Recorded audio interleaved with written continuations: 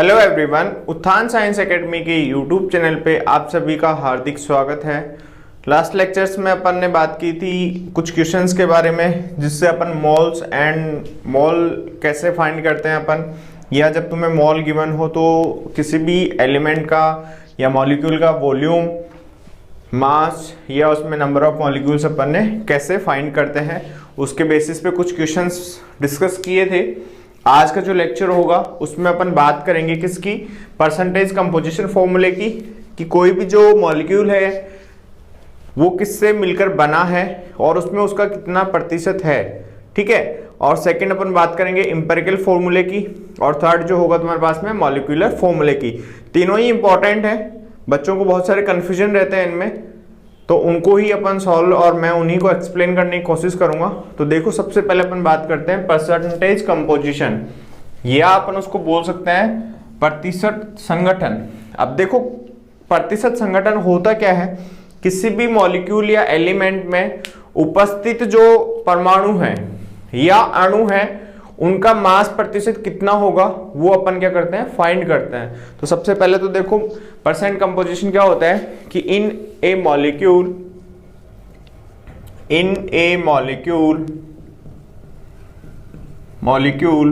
और एलिमेंट, इन ए मॉलिक्यूल और एलिमेंट और कंपाउंड इन ए मॉलिक्यूल और compound mass percent of an element, है ना। मास प्रतिशत कितना होगा वो क्या बताया, तो कौन बताता है तुम्हें, प्रतिशत संगठन का फॉर्मूला या परसेंटेज कंपोजिशन का फॉर्मूला उसके बारे में बताएगा। तो यहां से देखो, परसेंट कंपोजिशन जो होगा वो क्या होगा तुम्हारे पास में, मैं ऐसा बोल सकता हूं क्या कि कोई भी एलिमेंट कंपाउंड या जो मॉलिक्यूल होगा उसमें नंबर ऑफ एटम्स होंगे, तो अपन फॉर्मूला कैसे लिखेंगे, देखो नंबर ऑफ एटम्स, है ना। और उस चीज को अपन ने क्या बोला था लास्ट एक लेक्चर में, मैं बताया भी था, वो क्या होती है, एटोमिसिटी, नंबर ऑफ एटम्स और एटोमिसिटी इनटू जिस भी एलिमेंट का तुम परसेंटेज कंपोजिशन निकाल रहे हो वहां उसका क्या आ जाएगा, एटॉमिक वेट आएगा, अपॉन क्या आएगा तुम्हारे पास में, molecular weight,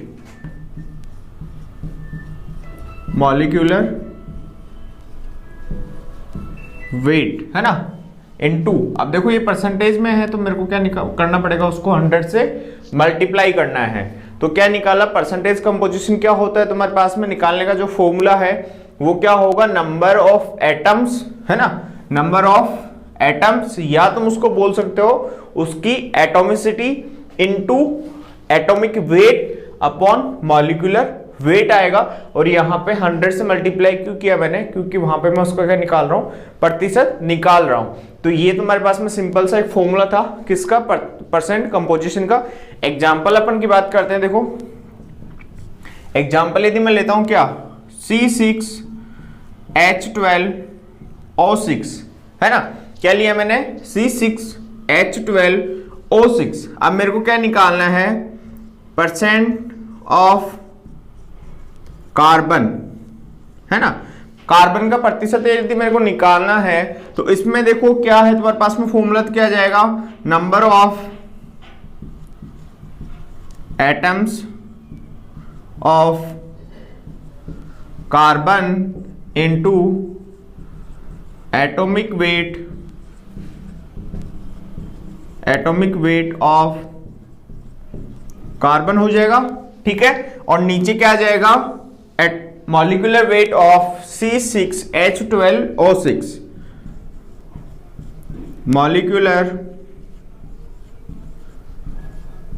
weight of C6H12O6, है ना। कल भी मैंने बात की थी किसके बारे में, मॉलिक्यूलर वेट अपन कैसे निकालते हैं। सेम सबसे पहले अपन क्या करेंगे, यहां पे मॉलिक्यूलर वेट ऑफ C6H12O6। देखो क्या आएगा, यहां पे कार्बन के कितने परमाणु हैं, 6 हैं, हाइड्रोजन के कितने हैं, 12 है, ऑक्सीजन के कितने परमाणु हैं, 6 हैं। तो देखो मॉलिक्यूलर वेट क्या आएगा, मैं ऐसा लिख सकता हूं क्या, 6 इंटू एक एटम का वेट कितना होता है कार्बन का 12, प्लस 12 इंटू एक हाइड्रोजन का वेट कितना होता है 1, प्लस ऑक्सीजन का कितना होता है 16, तो 6 इंटू 16। तो देखो कितना बना तुम्हारे पास में, 6 इंटू 12 कितना होता है 72, प्लस का 12 प्लस का 96, तो ये बनेगा तुम्हारे पास में 72 प्लस 12 प्लस का 96, और ये अराउंड तुम्हारे पास में कितना होगा 180। ठीक है, पता चल गया मॉलिक्यूलर वेट कैसे निकालते हैं इंडिविजुअल किसी भी मॉलिक्यूल का, वो मैंने यहाँ पे बहुत ही अच्छे से एक्सप्लेन करने की कोशिश की है, तो शायद तुम लोगों को समझ में आया होगा। तो यदि यहां से मैं बात करता हूं परसेंट ऑफ कार्बन, वो क्या होगा, देखो number of atoms of carbon कितना है 6 है, तो यहां मैं लिख दूंगा 6 इंटू कार्बन का एटॉमिक वेट कितना होता है 12 होता है, अपॉन नीचे क्या आ जाएगा तुम्हारे पास में molecular weight 180 into divide into 180, और यहाँ पे परसेंटेज निकाल रहे हैं तो मैं मल्टीप्लाई किससे कर दूंगा उसको 100 से। तो यहां से देखो ये तो कितना हो जाएगा 0 से 0 कट जाएगा। यदि मैं इसको कट करना चाहूं यहाँ पे तो 3 टाइम्स जाएगा, और ये कितना टाइम जाएगा 4, तो यहाँ पे कार्बन का जो प्रतिशत है वो कितना है 40%। किसमें C6H12O6 में कार्बन का जो परसेंट आया वो कितना आया 40% आया। यदि मैं बात करना चाहूं किसका सिमिलरली परसेंट ऑफ हाइड्रोजन, तो हाइड्रोजन में कितने एटम्स हैं यहाँ पे 12 है, तो 12 इंटू एटॉमिक वेट कितना उसका 1 अपॉन 180 इंटू 100, अगेन 0 से 0 कट जाएगा, ये कितने टाइम्स कटेगा 6, 3 और ये 2 टाइम्स, तो ये अराउंड आएगा 20 अपॉन 3, तो कितना होगा 6.66%। मीन्स C6H12O6 में जो हाइड्रोजन का परसेंट है वो कितना है 6.66% है।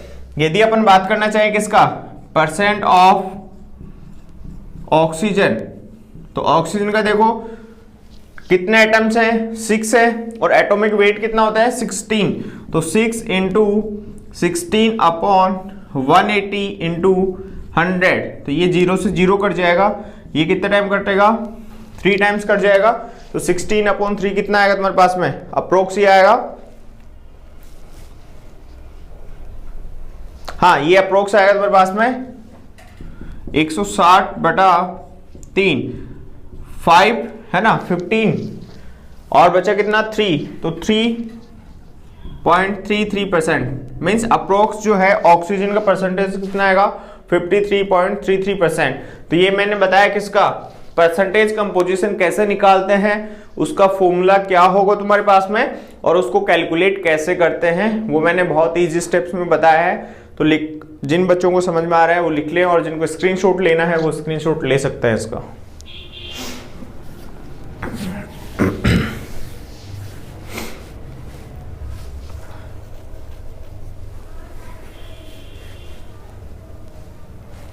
हाँ, इसके बाद में देखो अपन बात करेंगे इंपेरिकल फॉर्मूला या मूलानुपाती सूत्र के बारे में।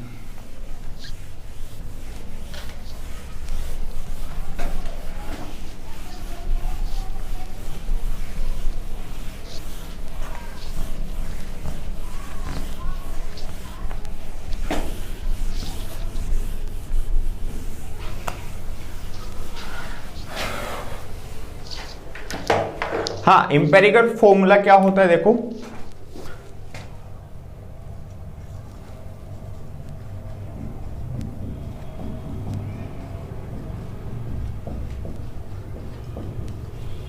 या तुम उसको बोल सकते हो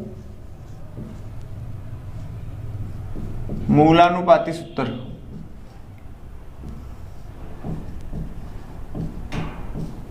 देखो मूलानुपाती सूत्र होता क्या है, कोई भी जो एटम्स होगा, सॉरी कोई भी जो कंपाउंड या मॉलिक्यूल होगा उसमें जो उपस्थित परमाणु हैं उसमें क्या उपस्थित होंगे, परमाणुओं का जो सरल अनुपात होगा, है ना, उसी को अपन क्या बोलते हैं, उसका इंपेरिकल फॉर्मूला या मूलानुपाती सूत्र कहा जाता है। तो डेफिनेशन देखो कैसे लिखेंगे अपन, किसी यौगिक में उपस्थित विभिन्न परमाणुओं के सरलतम पूर्ण अनुपात को ही अपन क्या बोलते हैं, मूलानुपाती सूत्र। तो लिखो किसी यौगिक में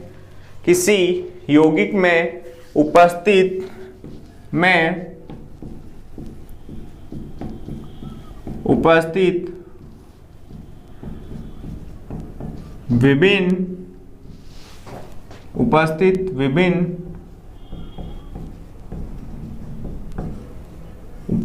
विभिन्न परमाणुओं का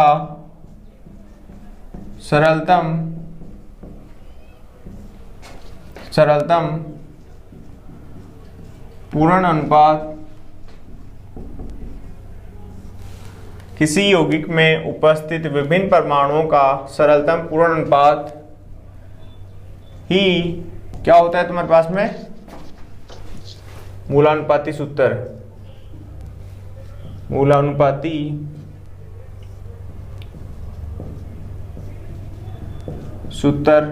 होता है ना। किसी भी यौगिक में उपस्थित परमाणुओं के पूर्ण अनुपात जो होगा वही तुम्हारे पास में क्या होगा, उसका मूलानुपाती सूत्र होगा। एग्जांपल्स की यदि बात करते हैं तो जैसे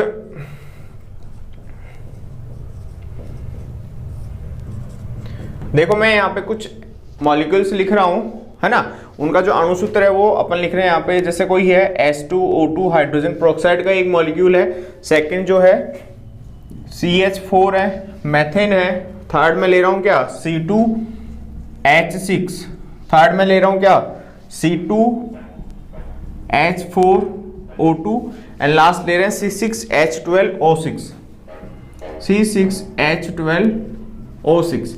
ये तो उनका क्या है, अणुसूत्र है या उनका ओरिजिनल फॉर्मूला है ना। तो अपन ने क्या क्या लिया, H2O2 लिया, CH4 लिया, C2H6 लिया, C2H4O2 लिया और C6H12O6 लिया। यदि मैं इनके रेशियो निकालूं किसका, यहाँ पे हाइड्रोजन और ऑक्सीजन का जो रेशियो है वो कितना है, 1:1 होगा। यहाँ पे कार्बन और हाइड्रोजन का जो रेशियो है वो कितना होगा, 1:4 होगा। यहाँ पे कार्बन और हाइड्रोजन का रेशियो क्या होगा, 2:6 है, तो वो कितना बन जाएगा, 1:3 हो जाएगा। यहाँ पे देखो कार्बन हाइड्रोजन ऑक्सीजन है ना, तो यहाँ पे ये 2:4:2 है, तो इसको 1:2:1 बन जाएगा इनका सरल अनुपात। और यहाँ पे ही क्या है, कार्बन हाइड्रोजन ऑक्सीजन है और इसका कितना है 6:12:6। अगेन इनका रेशियो क्या आ जाएगा 1:1। मीन्स यदि मैं इसका इन सबका क्या लिखना चाहूं, मूलानुपाती सूत्र,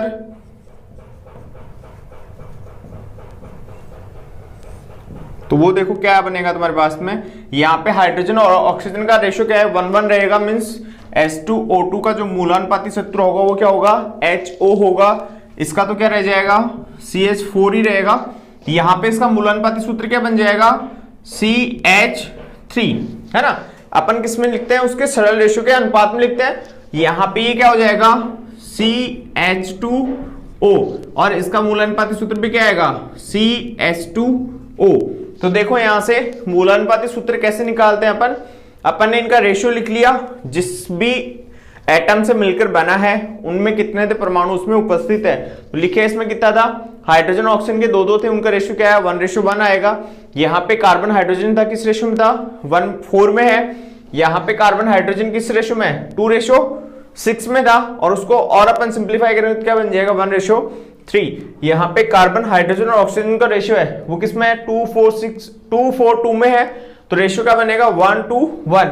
और यहाँ पे क्या बन जाएगा, कार्बन हाइड्रोजन और ऑक्सीजन का जो रेशियो बनेगा वो क्या बनेगा 1:1। तो मूलानुपाती सूत्र क्या आ जाएगा, HO आ जाएगा, CH4 आ जाएगा, CH3 हो जाएगा, CH2O और CH2O। इन दोनों का मूलानुपाती सूत्र क्या है सेम, है ना। तो यदि कहीं तुमसे कोई पूछा जाए कि किन्हीं भी दो यौगिकों का मूलानुपाती सूत्र समान हो सकता है क्या, तो वो हो सकता है ना। वो कैसे होगा वो मैंने यहाँ पे एक्सप्लेन किया है ना। तो ये चीज छोटा सा पॉइंट है, ध्यान में रखना है कि किन्हीं भी दो यौगिकों का मूलानुपाती सूत्र समान हो सकता है। तो मैं यहाँ पे इसको पॉइंट करके लिख देता हूं,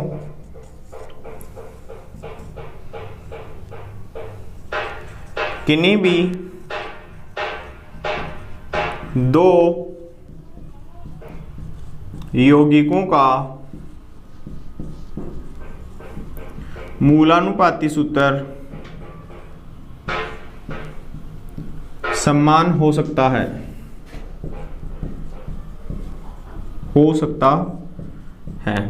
है ना।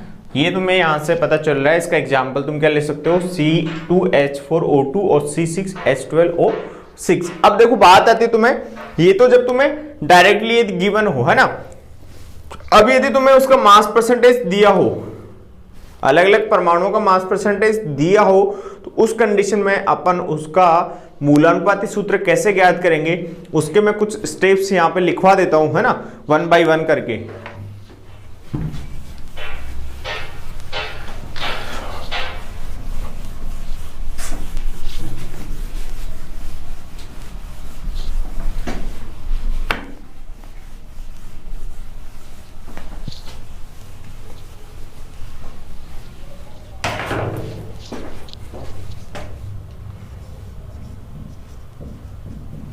मूलानुपाती सूत्र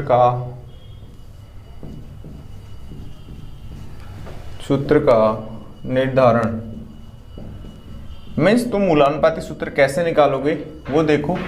यदि तुम्हें क्या गिवन हो, उसका मास परसेंटेज गिवन हो, है ना। तो सबसे पहले अपन क्या करेंगे, जो भी तत्व मीन्स कोई भी मॉलिक्यूल जिन एलिमेंट्स से मिलकर बना हुआ है, उसका मास परसेंटेज तुम्हें गिवन होगा। उस मास परसेंटेज को तुम क्या करोगे, उसके एटॉमिक वेट से क्या कर दोगे, डिवाइड कर दोगे, है ना। मीन जैसे अपन बात करते हैं H2O की, यदि मैं इसमें बोल रहा हूं हाइड्रोजन जो है वो कितना है 88% है और ऑक्सीजन कितना है 22% है ना। तो तुम्हें क्या करना है, मूलानुपाती सूत्र निकालना है। तो क्या करेंगे, 88 को इसके एटॉमिक वेट से डिवाइड करेंगे, ऑक्सीजन को भी इसके एटॉमिक वेट से अपन क्या कर देंगे, डिवाइड करेंगे। फिर उनको जो सबसे छोटी संख्या है उससे डिवाइड कर देंगे और उनका लास्ट में क्या करेंगे, अपन सरल रेशो लिख लेंगे। ये चीज जो है मैं आज स्टेप लिखवा देता हूँ। नेक्स्ट लेक्चर जो होगा उसमें अपन इसके बेसिस कुछ क्वेश्चंस करेंगे, वहां से तुम्हें इमेज उसकी क्लियर हो जाएगी कि कैसे अपन मूलानुपाती सूत्र फाइंड करते हैं। तो लिखो, सबसे पहला पॉइंट क्या होगा इसमें, यदि मैं सबसे पहले पॉइंट की बात करता हूं तो क्या लिखूंगा मैं, प्रत्येक तत्व के प्रतिशत संगठन को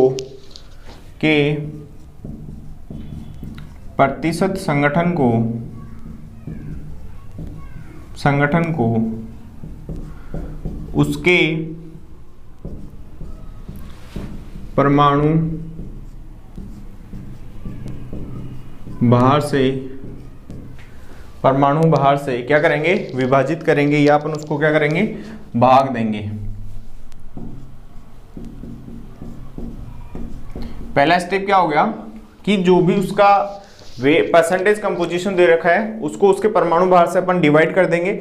वहां से जो डिजिट आएगी, है ना, जितने भी उसमें एलिमेंट्स हैं उनकी अलग अलग डिजिट आ जाएगी डिवाइड करने के बाद में। तो जो सबसे छोटा डिजिट होगा उससे सबको अपन क्या कर देंगे, डिवाइड कर देंगे, है ना। तो सेकंड पॉइंट में क्या लिखेंगे, सभी संख्याओं को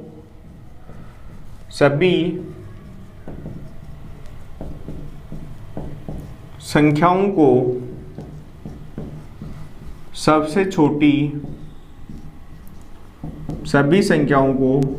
छोटी संख्या से क्या करेंगे, अपन भाग करेंगे, संख्या से भाग देते हैं। उसमें क्या हो जाएगा, सबसे छोटी संख्या से उसको अपन डिवाइड कर देंगे।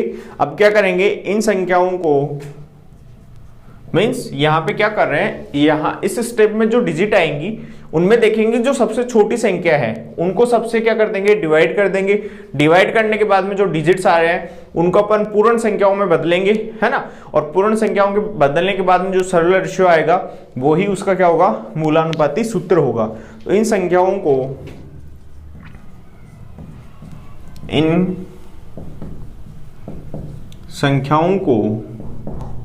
उपर्युक्त संख्या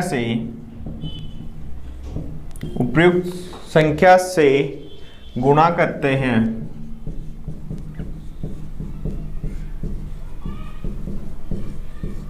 उपर्युक्त संख्या से क्या करेंगे अपन, उसको गुणा करते हैं ताकि ये सभी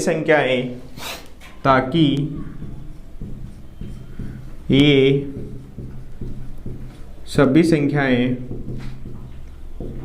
पूर्ण संख्या में बदल जाएं, पूर्ण संख्या में बदल जाए।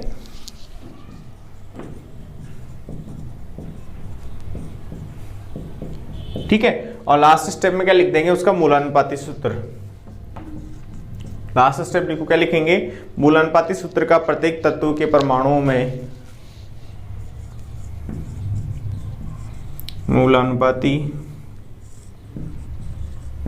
सूत्र का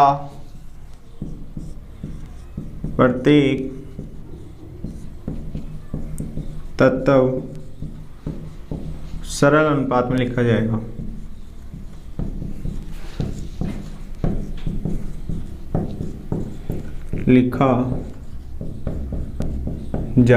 है ना। तो कैसे निकालेंगे, उसका सबसे पहला स्टेप क्या है, देखो जो भी तुम्हें परसेंटेज कंपोजिशन दे रखा है उसको उसके एटॉमिक वेट से डिवाइड कर दो, है ना। तो उससे क्या आ जाएगा, कुछ डिजिट्स तुम्हारे पास में आ जाएंगे। अब उन डिजिट्स में तुम्हें ऑब्जर्व करना है कि सबसे छोटे वाली संख्या क्या है, उस संख्या से उन सभी संख्याओं को क्या कर दो, डिवाइड कर दो, है ना, या भाग दे दो।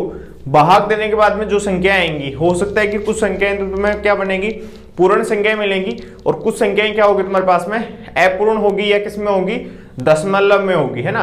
तो जो संख्याएं दशमलव में है उनको अपन क्या करेंगे, किसी भी एक उपयुक्त ऐसी संख्या की से मल्टीप्लाई करेंगे जिससे वो क्या है, पूर्ण संख्या में क्या हो जाएगी, कन्वर्ट हो जाएगी। और जब पूर्ण संख्या में कन्वर्ट हो जाएगी तो तुम्हारे पास में क्या है, तत्वों का सरल रेशियो आ जाएगा। उस सरल रेशियो को यूज करके तुम्हें क्या लिखना है, मूलानुपाती सूत्र लिखना है ना। तो ये तो बात हुई किसकी, मूलानुपाती सूत्र अपन क्या होता है, कैसे उसको लिखते हैं। इसके ऊपर कुछ क्वेश्चंस मैं करवाऊंगा, वो नेक्स्ट लेक्चर में करेंगे अपन, है ना। इसके बाद में देखो लास्ट जो है वो क्या, किसकी बात करेंगे अपन, अणुसूत्र या मॉलिक्यूलर फॉर्मूला कैसे लिखा जाता है।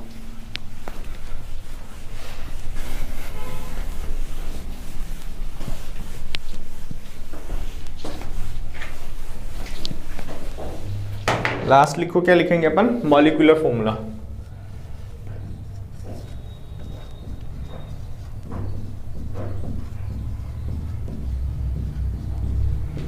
या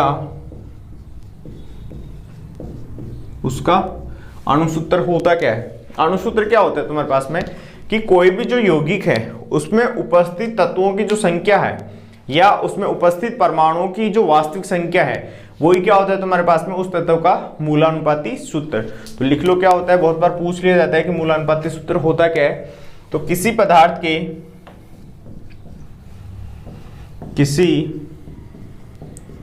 के अणु में उपस्थित, किसी पदार्थ के अणु में उपस्थित तत्वों की वास्तविक संख्या, तत्वों की वास्तविक संख्या ही क्या कहलाती है, उस अणु का अणुसूत्र ही अणुसूत्र होता है ना। कि कोई भी जो तुम्हारे पास में मॉलिक्यूल है उसमें जो उपस्थित क्या है, एलिमेंट्स हैं या एटम्स हैं, उनकी जो ओरिजिनल क्या होगी, संख्या जो होगी वो ही तुम्हारे पास में क्या होगी, उसका अणुसूत्र होगा। एग्जाम्पल के तौर पे जैसे बात कर सकते हैं, पानी की यदि मैं बात करूं तो पानी में क्या होता है, हाइड्रोजन के 2 एटम होते हैं और ऑक्सीजन के क्या होते हैं, 1 एटम होता है।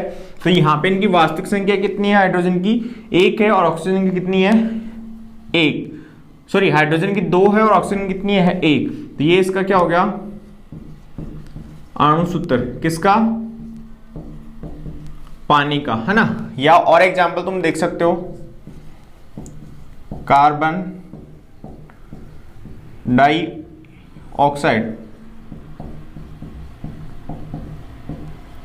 है ना। तो कार्बन डाइऑक्साइड का फॉर्मूला क्या होता है, CO2 होता है, यही होता है ना CO2। तो कार्बन के कितने एटम है, 1 है, ऑक्सीजन के कितने एटम है, 2। तो मैं ये जो होगा ये क्या होगा, कार्बन डाइऑक्साइड का अणु सूत्र। ठीक है, पता चल गई कि क्या होता है। अब देखो अणु सूत्र और यदि मेरे को मूलानुपाती सूत्र को क्या करना है, कोरिलेट करना है, तो उसके लिए क्या होता है, देखो अणु सूत्र जो होता है, अणु सूत्र इक्वल टू होता है मूलानुपाती सूत्र गुणा n। अब यहां पे ये जो n है वो देखो क्या है, जहां n कैसे निकालोगे तुम्हारे पास में, किसी भी यौगिक के यदि अपन किसकी बात करते हैं, अणु सूत्र की, तो वो देखो क्या आएगा, वहां पे n जो होगा वो क्या होगा तुम्हारे पास में, उसके अणु सूत्र का जो मॉलिक्यूलर वेट है या अणु भार है उसको अपन डिवाइड कर देते हैं किसके, उसके मूलानुपाती सूत्र के बाहर से। तो मैं ऐसे लिख सकता हूं कि अणु भार अपॉन मूलानुपाती सूत्र का भार, मूलानुपाती सूत्र का भार। ठीक है, यहां पे जो n होगा वो तुम्हारे पास में 1 2 3 4 5 ये कुछ ऐसे नंबर्स होंगे, या अपन उसको क्या बोल सकते हैं, नेचुरल नंबर होगा, है ना। तो यहां से पता चल गया कि अणु सूत्र क्या होता है, एम्पेरिकल फॉर्मूला क्या होता है, या परसेंटेज कंपोजिशन क्या होता है ना। तो नेक्स्ट लेक्चर में अपन बात करेंगे इन्हीं के बेस पे कुछ एग्जाम्पल्स देखेंगे और कुछ क्वेश्चंस देखेंगे जो एग्जाम में तुमसे कैसे पूछे जाते हैं। थैंक यू, धन्यवाद। जिन बच्चों को हमारे वीडियोस पसंद आ रहे हैं वो लाइक करना एंड शेयर करना ना भूले।